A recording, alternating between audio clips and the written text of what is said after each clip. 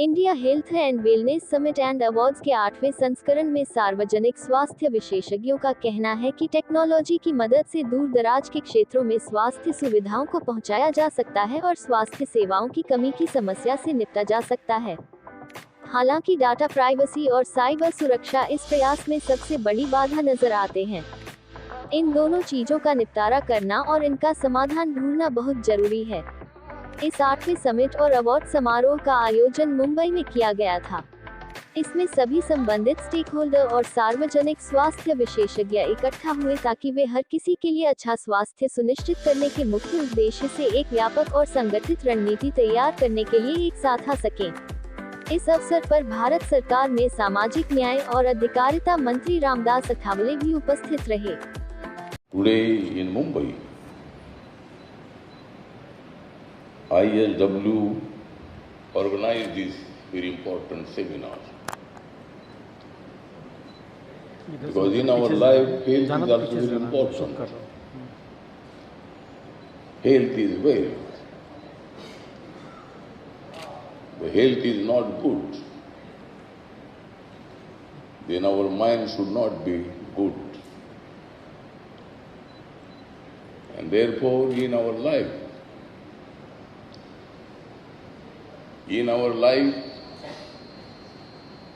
wife is very important. But we want to support for the health education. Health education is also very important. Doctors are also taking very broad responsibility. They are also supporting all the people whose health is not good. Doctors are also supporting all of them. Our Kamal Narayan, he is also my good friend. Many times I attended many programs in Delhi. But first time today I am attending this program in Mumbai. And today is the very best day for Mumbaikar. Because our Honorable Prime Minister Narendra Modi ji is coming in Mumbai. And this program is also organized here in Mumbai. And Prashant Bharati is also the member of Legislative Council, he is also present here. Many dignitaries also present here. And we are also thinking about our health. You know that when the corona came in India, not only India, all over the world, corona was very dangerous disease. And when the corona came here first in China, at that time I organized one rally at Gateway of India near Taj Mahal Hotel with China's ambassador. And that time I have given the slogan, "Go Corona, go, Corona, go, Corona, go." But now there is no corona in India now, because all the doctors help many people. The life is also very important, and many institutions, many NGOs supported the people, given the medicine, mask, sanitizer, vaccine. Our Prime Minister Narendra Modi announced that the vaccine should be free for all. And many diseases are also always coming everywhere. Cleanliness is also very important. स्वच्छ भारत को बनाने के लिए हमें काम करना होगा। भारत को अगर स्वच्छ बनाना है तो अपना घर स्वच्छ बनाना चाहिए। अगर अपना घर स्वच्छ बनाना है तो अपने मन को स्वच्छ बनाना चाहिए। अपना मन अगर स्वच्छ रहेगा, अगर अपना ठीक रहेगा तन, अगर अपना ठीक रहेगा तन तो आनंदी रहेगा मन। अगर अपना ठीक रहेगा तन तो आनंदी रहेगा मन, जिनके कारण आज का ये आ गया है क्षण, जिनके कारण आज का ये आ गया है क्षण, उनका नाम है कमल नारायण।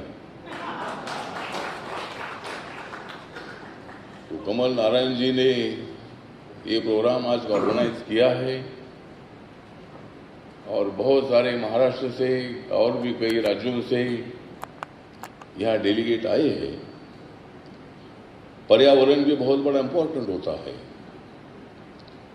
पेड़ लगाना चाहिए, पेड़ तोड़ना नहीं चाहिए।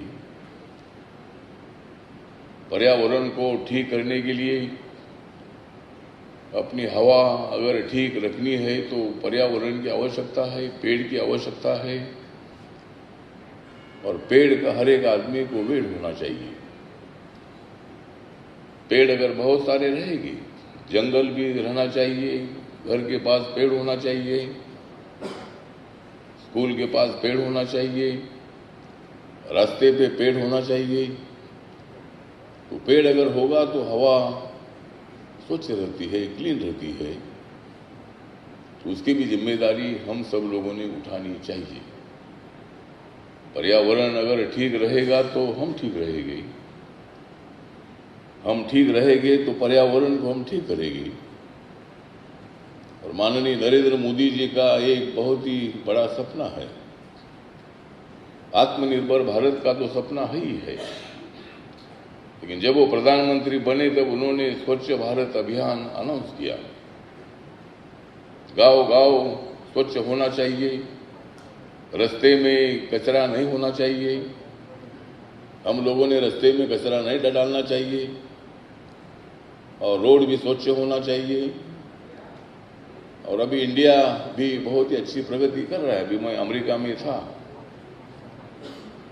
Last month 1.5 months before I was there in America, near about 7-8 days। तो अमेरिका के कंपैरिजन में इंडिया में बहुत बड़ी ह्यूमैनिटी है। वहाँ अगर होटल में जाते हैं तो अपनी बैग लेकर हमको जाना पड़ता है, लेकिन इंडिया में होटल में यहाँ लोग अपने को मदद करने के लिए आते हैं। जो भी कोई गेस्ट आता है तो उसका स्वागत करते हैं। वहाँ कोई अपना स्वागत करने के लिए आते नहीं है, हमको उनका स्वागत करना पड़ता है। तो इसी तरह मतलब इंडिया में एक अच्छा है। और अपने मॉल भी अगर देखते हैं तो अमेरिका के मॉल से भी अपने मॉल अच्छे हैं।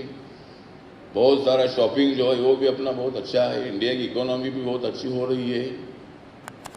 तो आप सब लोगों के सपोर्ट से इंडिया को एक मजबूत भारत अपने को बनाना है। भारत मजबूत बनेगा तो हम मजबूत बनेंगे, हम मजबूत बनेंगे तो भारत को मजबूत बनाएंगे। और उसके लिए हमें कोशिश करने की आवश्यकता है।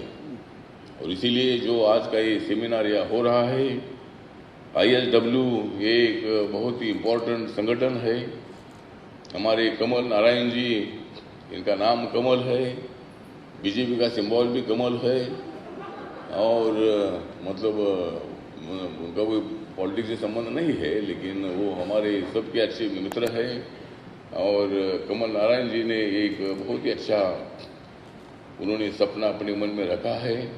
सबका हेल्थ अच्छा होना चाहिए, पर्यावरण अच्छा होना चाहिए, भारत को मजबूत करना चाहिए, सबका साथ, सबका विकास, सबका प्रयास, सबका विश्वास। इसी तरह की भूमिका हम सब लोगों को आगे बढ़ानी है। और माननीय प्रधानमंत्री जी आपके साथ हैं। माननीय नरेंद्र मोदी जी जो मतलब बहुत ही एक्टिव प्रधानमंत्री है। दुनिया में जो भी मतलब सभी नेता लोग थे, प्रेसिडेंट और प्राइम मिनिस्टर, इसका जो सर्वे हुआ तो सर्वे में 75% लोगों ने नरेंद्र मोदी जी को पसंद किया और दुनिया का नंबर 1 का नेता के रूप में उनको मतलब लोगों ने पसंद किया है। वो बहुत एक्टिवली काम करते हैं। उनके मंत्रिमंडल में मुझे जाने का मौका मिला। हमारे डॉक्टर बाबा साहब अम्बेडकर जी पंडित जवाहरलाल नेहरू जी के मंत्रिमंडल में थे। उसके बाद मेरे पार्टी को पहली बार नरेंद्र मोदी सरकार में मंत्री बनने का मौका मिला है और मैं सभी लोगों के लिए काम करता हूं। मेरा मंत्रालय सोशल जस्टिस एंड एम्पावरमेंट है। सबको सोशल जस्टिस के साथ इकोनॉमिकल जस्टिस देना और बाकी की मदद, जो हमारे दिव्यांगजन लोग हैं, हमारे जो सीनियर सिटीजन है, ट्रांसजेंडर है, अनाथ लोग हैं, शेड्यूल कास्ट के लोग हैं, डीएनटी के लोग हैं, ओबीसी के लोग हैं, ऐसे सभी लोगों को हमारा मंत्रालय मदद करता है।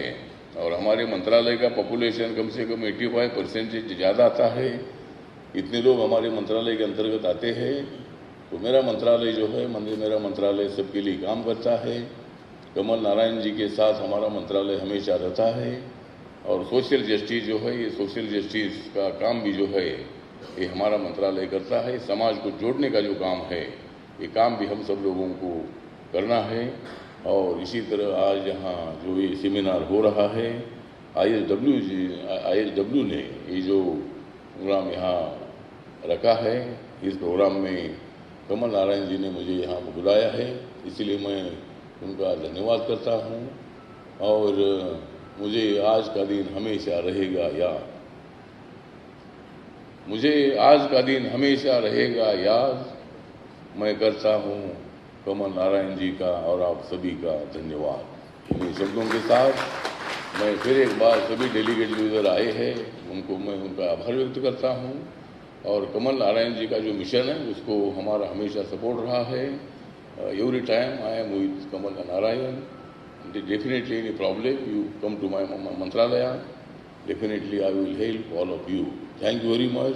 जय भीम, जय भारत, जय महाराष्ट्र। मुंबई में G20 की जो प्रेसिडेंसी भारत कर रहा है, उसी की थीम पर ISW काउंसिल, जो integrated health and wellbeing council है, पूरे देश में हेल्थ की अवेयरनेस और एडवोकेसी की संस्था दिल्ली से, उसने अपना 8वां ISW summit, India health and wellness summit जो है का ऑर्गेनाइजेशन किया है। इस पे हम लोग जो G20 की थीम है कि SDG जो ग्लोबल सस्टेनेबल गोल्स हैं, जिनमें हेल्थ एक बहुत बड़ा इम्पॉर्टेंट पॉइंट है, क्लाइमेट एक बहुत बड़ा पॉइंट है, इन सारे डिस्कशंस को किया जा रहा है। और इसके बाद जो स्वास्थ्य और भलाई या हेल्थ में काम करने वाली बहुत सारी कंपनीज़ हैं, उनको शाम को उनके अच्छे कामों के लिए अवार्ड भी मिलेगा, जिसमें जो union minister for social justice Shri Ramdas Athawale ji ने इसको इनॉग्रेट किया। और शाम को जो है awards Maharashtra assembly, legislative assembly और काउंसिल के मेंबर श्रीकांत भारती जी अवार्ड्स जो है डिस्ट्रीब्यूट करेंगे कंपनीज को जिन्होंने हेल्थ के एरियाज पे अच्छा काम किया है। नारायणनी सांगितलं आहे, आमचा जे कार्यक्रम आजचा जे कार्यक्रम आहे ISWचा हा 8 समिट आहे। असं 7 समिट पहिले झालेले आहेत, पूर्ण देशामध्ये झालेले आहेत। यावेळी फर्स्ट टाइम आम्ही महाराष्ट्रामध्ये मुंबईमध्ये हा कार्यक्रम करतो। याच्यामध्ये आम्ही खूप आभारी आहे आमचे युनियन मंत्री श्री रामदास अठावले जी, ज्यांनी आऊन श्रीकांत भारती साहेबांबरोबर हा कार्यक्रमचा उद्घाटन केला होता। हा कार्यक्रमचा मेन उद्देश हाच आहे की आमचं जे हेल्थ आहे, ह्याला फर्स्ट फॉरमोस्ट प्रायोरिटी ठेवून आम्ही कशा पुढे जाऊ शकतो, ह्याला डोक्यामध्ये ठेवून आम्ही पुढे जातो। हा इनिशिएटिव्ह खूप मतलब कमलने खूप मेहनत करून घेतलेला आहे आणि त्याचा हा एफर्ट्स खूप छान वाटते, दिसते की एक्झिक्युशन मध्ये खूप छान होते। ISW Council, Director Communication and Forum. Today we have Mr. Neeraj Kumar with us from Takeda. He is representing Takeda. And Takeda is our value pharma partner at this prestigious 8th edition of ISW Summit. So I would like to take Mr. Neeraj Kumar's experience today. What exactly you feel as a takeaway of this session we had on nutrition and about global leadership on G20? Right. First of all, thank you very much for the question and the invitation for this particular summit. India Health and Wellness Summit is something which was a new concept for me. As a pharma partner, we are partnering for the very first time to this particular summit. So the expectation was that it will be a combination of health, wellness, and also that apart from prevention, what is it which can be done to say before cure, wherein we come as a pharma partner, what is it which can be done for prevention. And as of now, till the first half of the day, this has really fulfilled the promise which the summit had made. So we had the session on nutrition, wherein the panelists discussed so many wonderful aspects about that, what is it which is needed to be done, what is a lifestyle modification, how do we go back to our roots. I think that's the theme what we have for our G20 summit as well. And as of now, till so far, this has been very, very enriching, and I'm very thankful for the invitation which has been extended. Oh, that's so wonderful. Mr. Kumar, I would like to ask you one more question. That you're representing Takeda, and India is actually kind of mapping the scenario of rare disease. So how do you feel that platform like this will really help creating awareness on prevention, especially when rare disease comes? So, interesting question, but then we are also, Takeda is a biopharmaceutical company which specializes in rare disease management. We have innovative drugs which is there for management of rare disease, but then lifestyle changes and to what extent this can be done and management of these diseases is something which is debatable, still being worked out, because these are basically genetic abnormalities. So yes, the awareness which is there for prevention is something which is needed to manage the disease as well, because if someone is born with a particular disease, you can't do anything about it. But yes, what is it which we can do as different stakeholders, whether as pharma partners, the providers, the payers and policymakers, how do we get together to build awareness about management of disease, at the same time what awareness can be built with the stakeholders so that the progression of the disease at the neonatal level itself can be restricted. I think that's a partnership which can be done. Such conferences build awareness. There are multiple stakeholders who are there from different gamut of life and different professional background. So I think these interactions will open up a holistic approach beyond the medication management, which obviously is one of the key aspects which is there in managing rare disease. Thank you very much. Thank you, and enjoy the next session we have. And also we are felicitating a lot of good work, amazing work in the evening as in ISW Summit and Awards. Right. So you can experience that also. Thank you very much. Thank you.